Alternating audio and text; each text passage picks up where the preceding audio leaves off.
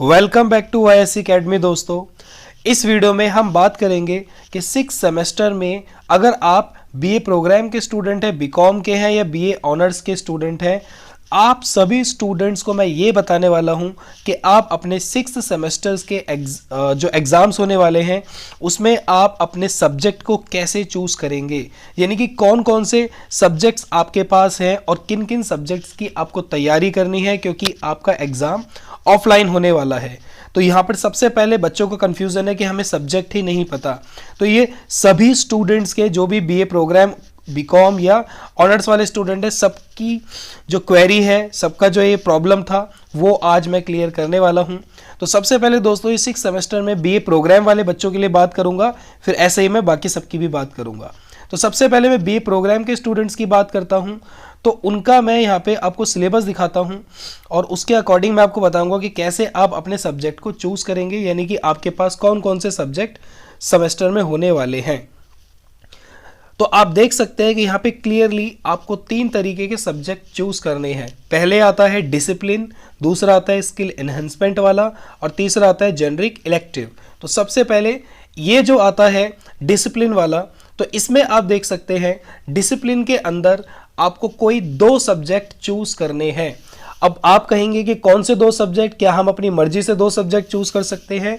नहीं, आपको वो 2 सब्जेक्ट चूज करने हैं जो आपके पास सेमेस्टर 1 में थे। ठीक है, मान लीजिए कि आपके पास सेमेस्टर 1 में एक सब्जेक्ट हिस्ट्री था और एक पॉलिटिकल था, तो यही 2 सब्जेक्ट आपको इस वक्त भी चूज करने होंगे। या फिर मान लीजिए कि आपके पास एक सब्जेक्ट इकोनॉमिक्स था या फिर एक सब्जेक्ट आपके पास हिस्ट्री था, तो आपको यही 2 सब्जेक्ट चूज करने होंगे।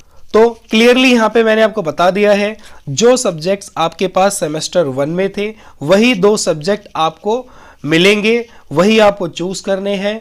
चूज करने का मतलब ये नहीं कि कोई अभी फॉर्म निकला है, अभी कोई फॉर्म नहीं निकला है, लेकिन यही सब्जेक्ट आपको मिलेंगे। इन्हीं सब्जेक्ट्स का आपका एग्जाम होगा मई के महीने में। अगर आप ये सोचते हैं कि नहीं, अगर फॉर्म आएगा और हम कोई और सब्जेक्ट भर देंगे तो क्या हमें वो सब्जेक्ट मिल जाएगा, ऐसा नहीं होगा, वो ऑटो करेक्ट हो जाएगा और आपको वही 2 सब्जेक्ट्स मिलेंगे जो आपके पास सेमेस्टर 1 में थे। तो यहाँ से आप वो 2 सब्जेक्ट देख लीजिए कि कौन से 2 सब्जेक्ट आपके पास सेमेस्टर 1 में थे।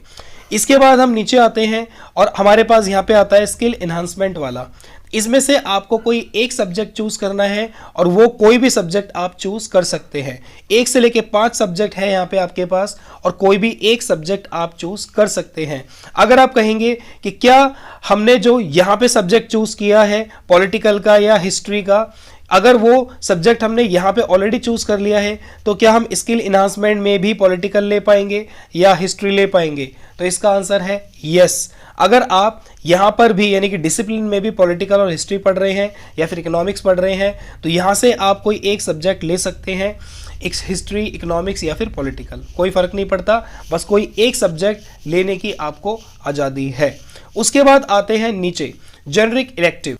जेनरिक इलेक्टिव में आपको कोई एक ही सब्जेक्ट चूज करना है और वो सब्जेक्ट कौन सा होगा, वो सब्जेक्ट आप कोई भी ले सकते हैं, लेकिन इसमें एक चीज़ का ध्यान रखना है कि जो भी सब्जेक्ट आप जेनरिक इलेक्टिव में चूज करेंगे वो सब्जेक्ट डिसिप्लिन में नहीं होना चाहिए। ओके, तो आपको कोई एक सब्जेक्ट यहाँ से चूज करना है। तो इस तरीके से आप अपने 4 सब्जेक्ट को देख सकते हैं। 2 हो जाएंगे डिसिप्लिन, एक स्किल एनहेंसमेंट वाला और एक हो जाएगा जेनरिक इलेक्टिव।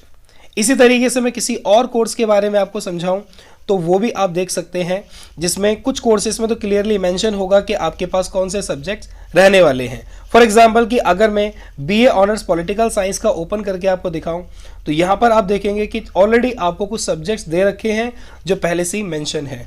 तो ये है जो बीए ऑनर्स के स्टूडेंट हैं पॉलिटिकल वाले, आप लोग देख लीजिए कि आपके ये जो 4 सब्जेक्ट हैं यही फाइनल सब्जेक्ट है और यही आपको पढ़ने हैं, इसी का ही आपका एग्ज़ाम होने वाला है। तो इसमें आपको तो कोई टेंशन लेने वाली बात है ही नहीं कि आपको चूज़ करना पड़ेगा या देखना पड़ेगा कि कौन से सब्जेक्ट हैं और कौन से नहीं। तो बीए प्रोग्राम के जो भी बीए ऑनर्स के जो भी पॉलिटिकल साइंस वाले स्टूडेंट्स हैं उनके ये 4 सब्जेक्ट हैं, वो आप देख सकते हैं। 2 कोर कोर्स के अंदर हैं और 2 डिसिप्लिन के अंदर हैं।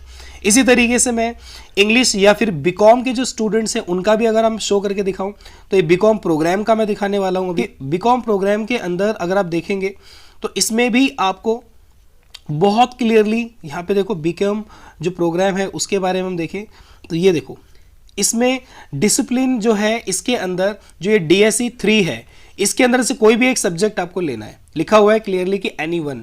तो आप बैंकिंग एंड इंश्योरेंस ले सकते हैं, मैनेजमेंट अकाउंटिंग ले सकते हैं, या फिर ये थर्ड वाला ऑप्शन भी ले सकते हैं। फिर आता है DSE 4, इसमें से भी कोई भी एक सब्जेक्ट आपको लेना है। तो एक सब्जेक्ट DSE 3 से हो जाएगा, एक सब्जेक्ट DSE 4 से हो जाएगा। उसके बाद एक सब्जेक्ट तो यहाँ पे आपको स्किल इन्हांसमेंट में ऑलरेडी दिया हुआ है, यही आपका रहने वाला है, और जेनरिक इलेक्टिव में एक सब्जेक्ट दिया हुआ है। तो इस तरीके से 4 सब्जेक्ट आपके यहाँ पे हो जाएंगे। और भी आप इसी तरीके से देख सकते हैं। अब आप कहेंगे कि ये हम कैसे देखें, तो देखो कुछ सब्जेक्ट तो मैंने ही आपको दिखा दिए, फिर भी अगर आप इसके बारे में जानना चाहते हैं और खुद से देखना चाहते हैं तो इसका लिंक मैं डिस्क्रिप्शन में दे रहा हूं। आप अपने 6 सेमेस्टर वाले ऑप्शन को ओपन करके इस तरीके की इन्फॉर्मेशन देख पाएंगे। और इसके बाद दोस्तों आप अपनी तैयारी शुरू कर दो, क्योंकि आपके एग्जाम्स बहुत जल्दी आने वाले हैं, बहुत जल्दी, मई में। तो आपके पास टाइम कम है और काम ज़्यादा है। तो यहाँ पर मैंने देखो कि ये जो बीकॉम ऑनर्स वाले स्टूडेंट हैं उनका मैंने ओपन किया है। तो यहाँ पे कोर कोर्स में आपको 2 सब्जेक्ट मिलेंगे, ऑडिटिंग एंड कॉर्पोरेट और गुड्स एंड सर्विसेज। उसके बाद मिलेगा आपको डिसिप्लिन के अंदर DSE 3 के अंदर कोई एक चूज़ करना, और DSE 4 के अंदर भी कोई एक। तो 4 सब्जेक्ट यहाँ भी आपको मिलते हैं। आई होप इन्फॉर्मेशन कमाल की लगी होगी। अपने दोस्तों को जरूर शेयर कर देना ताकि उनको भी ये इन्फॉर्मेशन मिल जाए और वो लोग भी अपनी तैयारी शुरू कर दें। इसके अलावा आपका कोई डाउट है या कुछ कहना चाहते हैं तो कमेंट कर सकते हैं। मैं मिलता हूँ आपसे अगले वीडियो में। अपना ख्याल रखें। Bye bye and wish you all the best.